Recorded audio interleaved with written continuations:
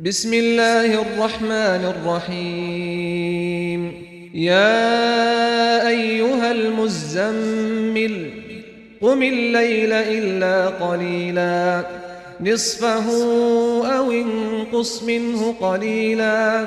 أو زد عليه ورتل القرآن ترتيلا إنا سنلقي عليك قولا ثقيلا إن ناشئة الليل هي أشد وطئا وأقوم قيلا